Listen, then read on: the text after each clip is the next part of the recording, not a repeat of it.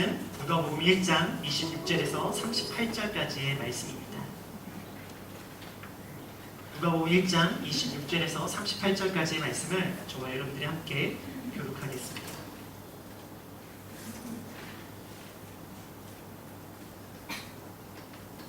여섯째 달에 천사 가브리엘이 하나님의 보내심을 받아 갈릴리 나사렛이라는 동네에 가서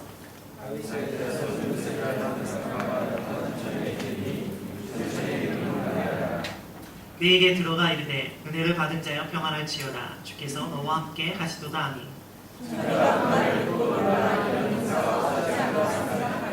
천사가 이르되 마리아여 무서워하지 말라 내가 하나님께 은혜를 입었느니라 그가 큰 자가 되고 지극히 높으시니 아들이라 일컬어질 것이요 주 하나님께서 그 조상 다윗의 왕위를 그에게 주시리니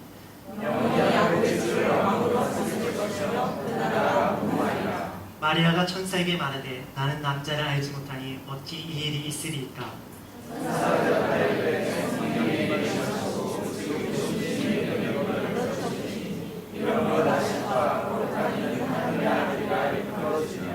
보라 내 친족 엘리사벳도 늙어서 아들을 배었느니라 본래 임신하지 못한다고 알려지니가 이미 6달이 되었나니 읽겠습니다. 마리아가 이르되 주의 종이 말씀대로 내게 이루어지리이다. 아멘. 할렐루야. 오늘 이곳에 오신 여러분들 주님의 이름 축복합니다. 우리 함께 선포하기 원합니다. 나는 하나님의 사랑입니다. 나는 하나님의 복된 사랑입니다. 우리 옆에 있는 분들의 선포하겠습니다. 당신은 승리자입니다. 지난주에 우리는 세례 요한에 대한 말씀을 들었습니다. 세례 요한의 예언과 그 성취에 대한 말씀을 들었습니다. 생명에 있는 삶은 세상과 구분된 삶이 아니라 구별된 삶이며 그것은 돌이키는 삶으로 끝나는 것이 아니라 후회하는 삶으로 끝나는 것이 아니라 회개하는 삶이라고 말씀드렸습니다. 그리고 우리 삶 가운데 두려움과 염려가 없는 것도 믿음이지만 두려움과 염려 가운데 한 걸음 나아가는 것도 믿음이다 라고 말씀을 드렸습니다. 그리고 주어진 삶 속에서 하나님의 뜻을 구하며 살아가는 것, 그것이 생명이 있는 삶이라고 말씀드렸습니다. 우리에게 생명이 있기에 우리 모습 가운데 세상과 구별된 삶, 우리 모습 가운데 돌이키는 회개의 삶이 일어나기를 주님의 이름으로 축복합니다. 우리 모습 가운데 부르짖는 기도를 통하여 하나님께 주시는 생명, 하나님의 응답의 때를 경험하기를 주님의 이름으로 축복합니다. 오늘의 말씀은 예수님의 수태고지의 말씀입니다. 세례 요한의 수태고지의 말씀과 예수님의 수태고지의 말씀은 유사한 점도 있고 또한 다른 점도 있습니다. 먼저 유사한 부분은 통상적인 수태가 아니라는 것입니다. 세례 요한의 수태에 있어서 늙고 부리는 상태였고 또한 예수님의 수태고지도 동일하게 처녀인 상태에서 잉태가 되어지는 사건입니다. 그리고 동일하게 두 사건 가운데 가브리엘이 등장하며 가브리엘의 예언은 무엇인가? 그의 이름과 그가 어떤 삶을 살아가게 되는지에 대해서 예언을 해줍니다. 근데 또한 다른 부분도 있습니다. 다른 부분은 무엇인가? 요한은 사가랴의 기도의 응답이었고 예수님의 수태고지는 하나님의 전적인 주권적인 개입이었습니다. 통상적인 수태는 아니었지만 그 세례 요한의 탄생은 구약시대에도 그 아브라함을 통하여 이삭이 태어난 것처럼 사무엘이 태어난 것처럼 그 전에 있었던 사건이지만 예수님의 탄생은 처녀의 탄생은 전무후무한 사건이었습니다. 또한 요한은 예비하게에서 태어났지만 예수님은 왕권을 가지고 왕으로 다스리기 위해서 이 땅에 태어나셨다는 것이죠. 예수님의 탄생에 대하여 많은 성경 구절들이 있습니다. 그러나 오늘 본문에 있어서 처녀 탄생을 통한 예언은 이사야서 7장 14절 보라 처녀가 잉태하여 아들을 낳을 것이니 그의 이름을 임마누엘이라 하라라고 말씀하고 계십니다. 오늘의 말씀 가운데 이 임마누엘 대신 예수란 이름이 등장합니다. 오늘 우리가 그 이름을 통하여 하나님께서 우리에게 주시고자 하는 그 메시지를 듣고자 합니다. 우리 27절에서 30절까지의 말씀을 같이 읽도록 하겠습니다. 27절에서 30절입니다. 시작.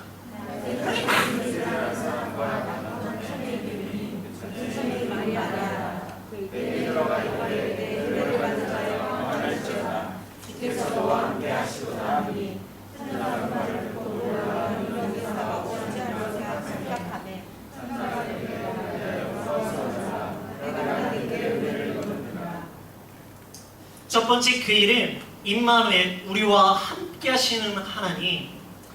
예수님의 수태고지의 시작은 세례 요한과 비슷하게 그의 가문으로부터 시작합니다. 세례 요한의 가문이 제사장의 가문이었고 아론의 가문이었는데 예수님의 시작은 어떻게 시작하는가? 다윗의 가문이었다는 것을, 왕가의 가문이었다는 것부터 시작되어집니다. 그리고 가브리엘 천사의 등장으로 첫 번째 메시지는 은혜를 받은 자여 평안할지어다, 주께서 너와 함께 하신다는 것이었어요. 이 메시지에 마리아는 놀랍고 두려워합니다. 그러자 다시 가브리엘이 이야기합니다. 내가 하나님께 은혜를 입었다고. 갑작스러운 가브리엘 천사의 등장, 그리고 은혜의 선포, 그 가운데 일어나는 불안과 두려움 가운데 일어나는 평안에 대한 선포. 이사야 선지자를 통해서 선포되어진 임마누엘의 이름이라는 것은 오늘의 본문 가운데 등장하지는 않습니다. 그러나 그 의미는 등장하고 있습니다. 임마누엘의 뜻이 무엇입니까? 나와 함께 하시는 하나님, 우리와 함께 하시는 하나님이라는 것이 바로 임마누엘이라는 뜻입니다. 오늘 본문 말씀 가운데 가브리엘 천사가 마리아에게 선포한 것은 주께서 너와 함께 하신다는 것입니다. 하나님께서 너와 함께 하신다는 것입니다. 오늘 이 자리에 우리가 하나님께 예배함을 통해서 우리가 은혜를 받기 위해서 이 자리에 오지 않겠습니까? 우리가 왜 이 자리에 와서 그 은혜를 구하며 이 자리에 앉아있습니까?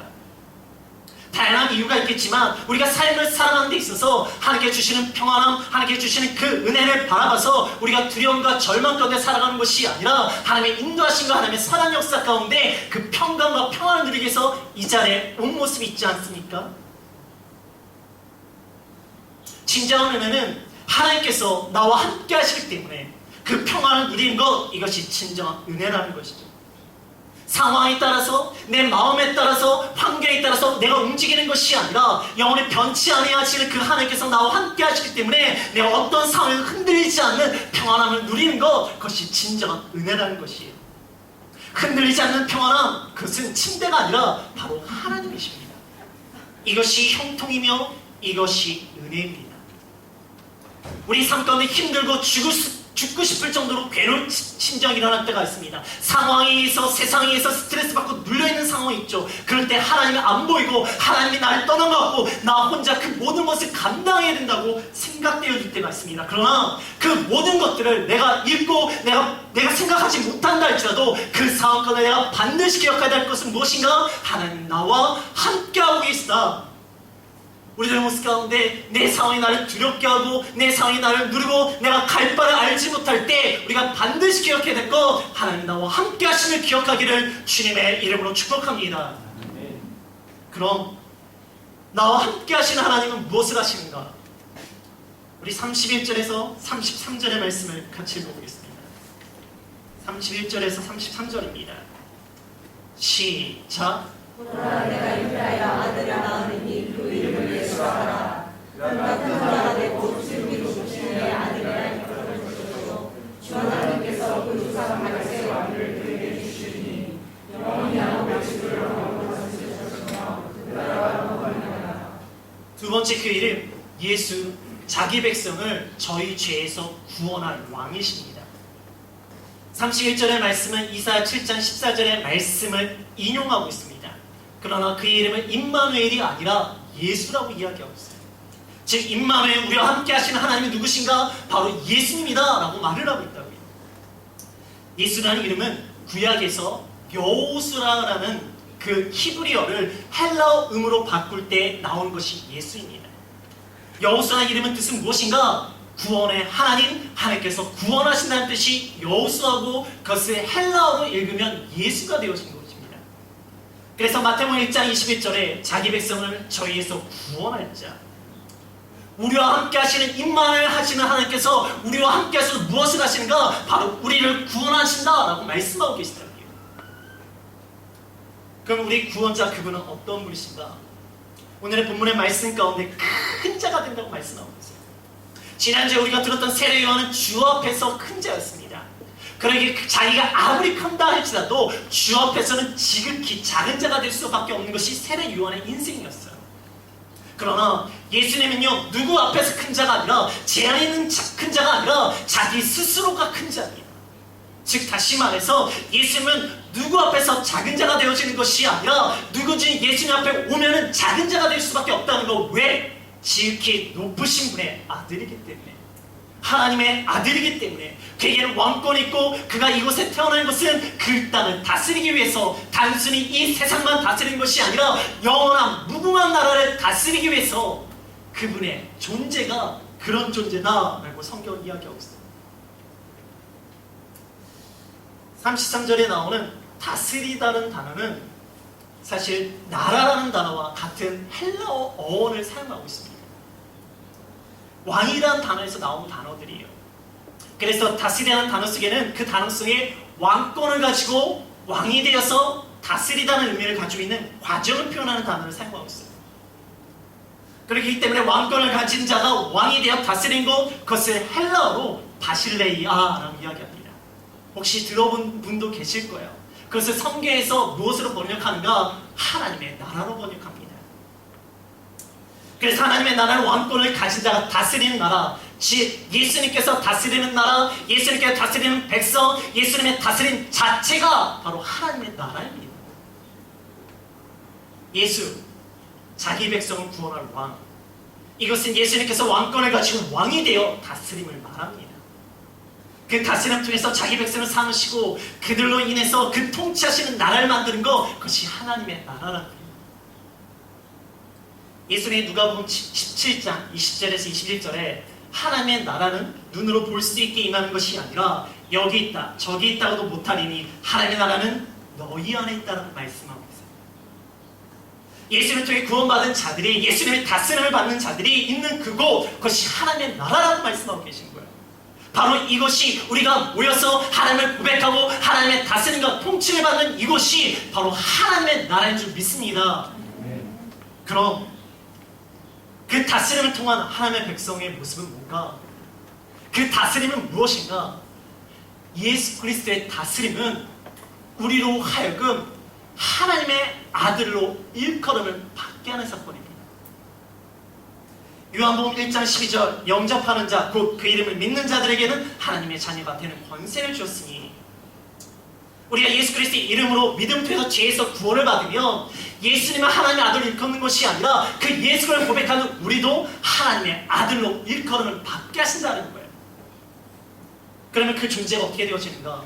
하나님의 자녀가 된다고, 하나님의 아들로 되어진다고, 하나님의 딸로 일컬음을 받게 되어진다는 말씀이에요. 예수님의 다스리심은 바로 우리를 하나님의 자녀로 만드시는 다스림이시고, 우리를 하나님의 아들로, 하나님의 딸로 일컬음을 받게 하시는 다스림이시라는 것이죠. 그래서 우리가 다스림을 받으면 받을수록 우리 모습에는 어떤 모습이 일어나는가?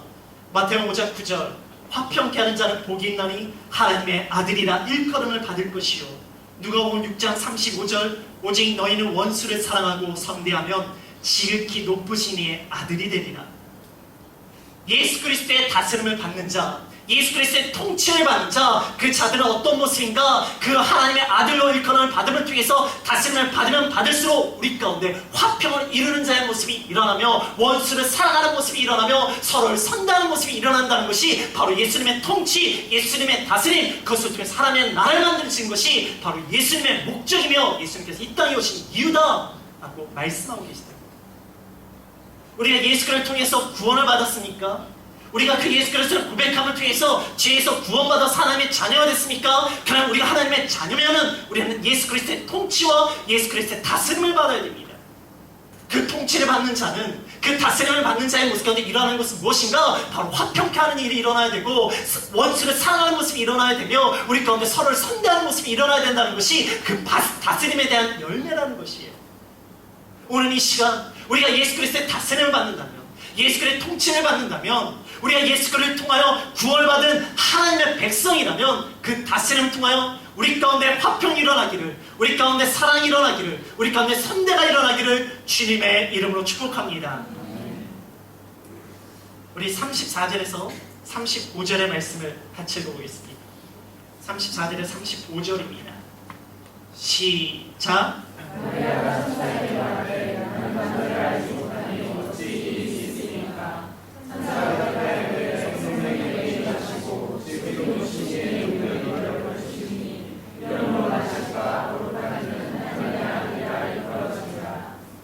은혜, 고난과 갈등의 시작입니다.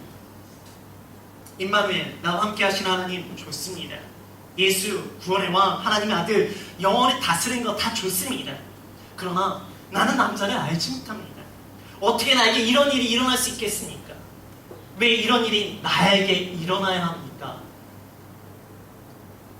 남자를 알지 못하다 해서 알다라는 것은 성적인 교감을 통한 알을 의미하는 단어입니다.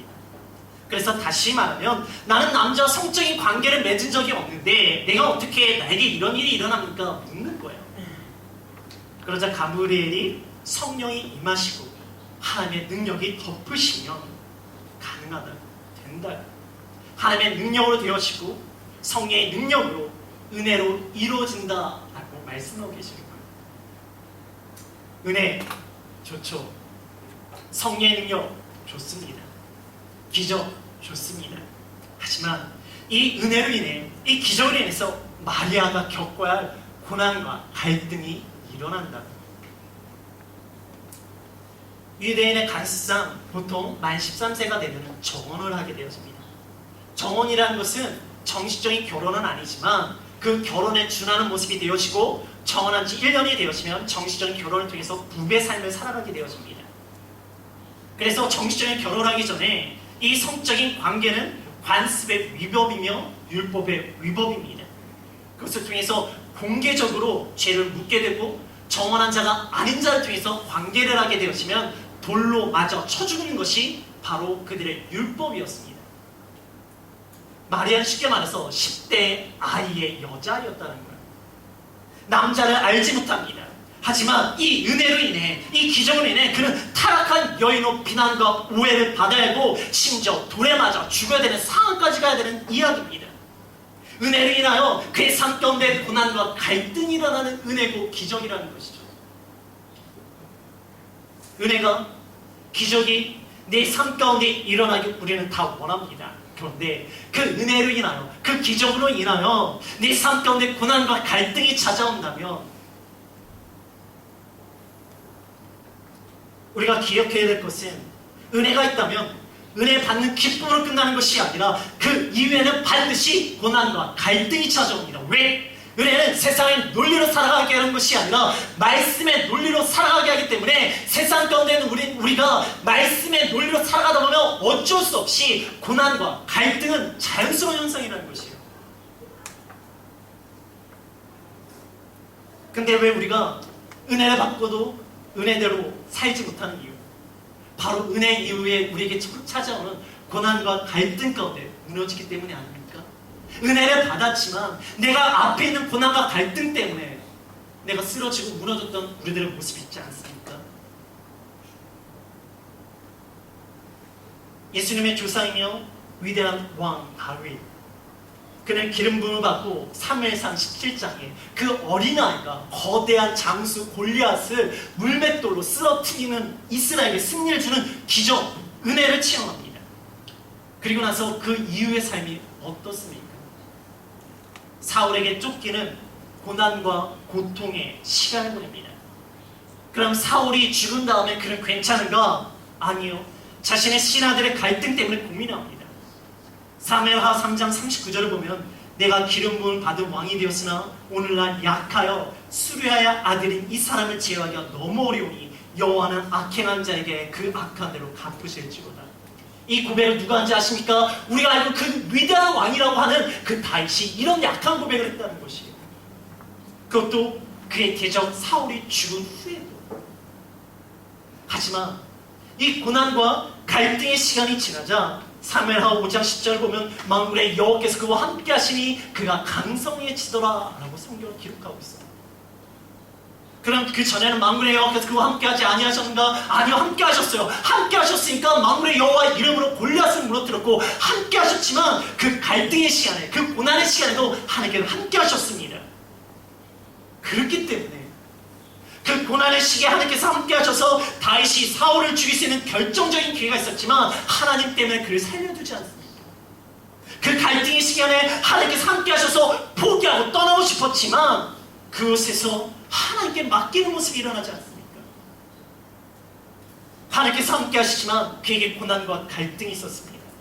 그러나 은혜가 있기 때문에 그 고난을 버틸 수가 있었고, 그 은혜가 있었기 때문에 갈등 가운데 포기하지 않고 흔들리지 않을 수 있었고, 그 은혜가 있었기 때문에 갈등과 고난을 지나 하나님과 함께하는 감사함이 그 다윗에게 일어났으며 우리가 알고 있는 위대한 왕의 모습으로 변화됐다는 것이죠. 마리아가 이 은혜로 겪어야 할 고난과 갈등은 단순히 처녀가 잉태한 것으로 끝나지 않습니다. 예수님이 태어나 하나님의 아들로 일컬음을 받는 그날까지, 마가복음 15장 39절, 백부장이 그렇게 숨지심을 보고 이 사람은 진실로 하나님의 아들이었다. 잉태로부터 십자가의 죽음에 이르기까지 이 은혜로 인해 오해와 비난의 시기도 있었겠죠. 뿐만 아니라 마옥간에서 태어나자마자 그 아기를 죽이려는 자들로 인해서 피난을 가야 됐고, 아이가 성장했을 때는 끊임없는 반대파와 세력들과의 갈등이 있었으며, 그리고 아무 죄가 없음에도 불구하고 십자가를 짊어지고 채찍을 맞으며 주먹질을 받으며 골고다 언덕으로 올라가서 끝내는 자신의 아들의 죽음을 바라봐야 합니다. 얼마나 힘들었겠습니까? 이 은혜로 인해, 이 말씀으로 인해 다른 사람은 겪지 않아도 돼야 될 고난과 갈등을 경험하게 됩니다. 그러나 이 은혜가 있었기 때문에 그 어려운 시기들, 갈등과 고난의 시기를 통과하여 결국 부활의 능력, 진정한 구원자, 하나님의 아들 만왕의 왕 예수 그리스도를 경험하게 되는 것이 아닙니까? 우리가 하나님의 그날까지 우리의 삶에 끊임없는 시련이 찾아옵니다.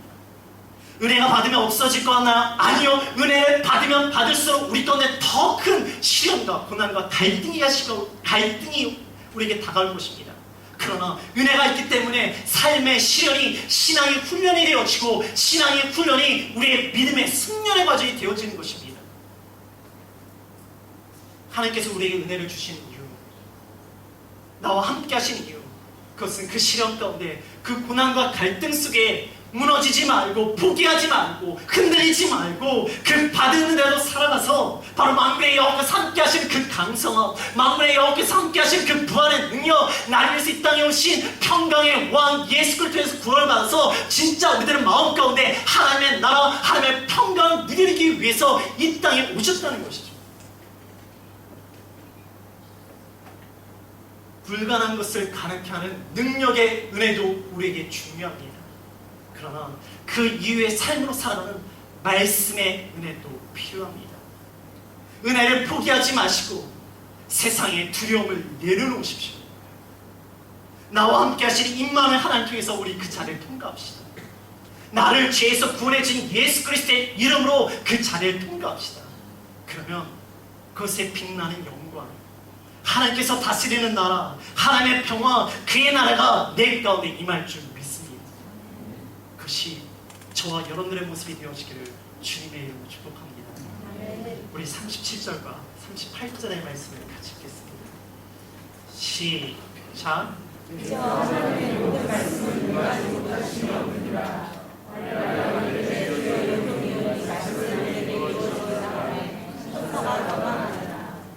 하나님의 모든 말씀은 능하지 못하심이 없느니라.